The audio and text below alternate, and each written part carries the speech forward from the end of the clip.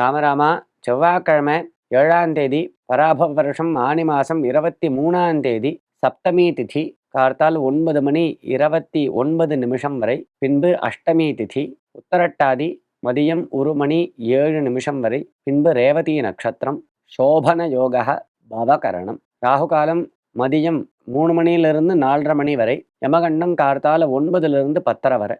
வீட்டில் பித்ருக்காரியங்கள் செய்யும் நாட்களில் வாசலில் கோலம் போடலாமா? நல்ல கேள்வி.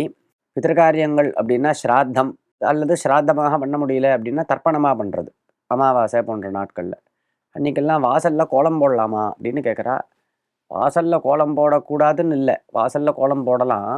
ஆனால் ஸ்ராத்தம் ஆனதுக்கு அப்புறம் போடணும், அவ்வளவுதான்.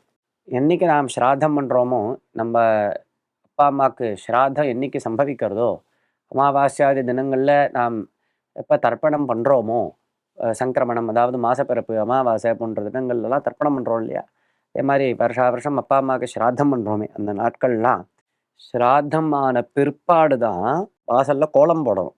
அதே மாதிரி தர்ப்பணமான பிற்பாடு தான் வாசலில் கோலம் போடணும். வாசலை தெளிச்சுடலாம், வாசலை தெளிக்காமல் அப்படியே தூசியோடு வச்சிருக்கணும்னு இல்லை.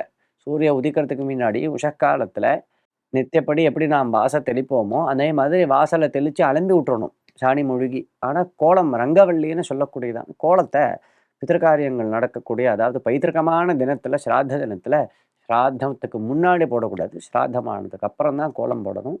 இது தர்மசாஸ்திரம் சொல்கிறது. ராமராவ்.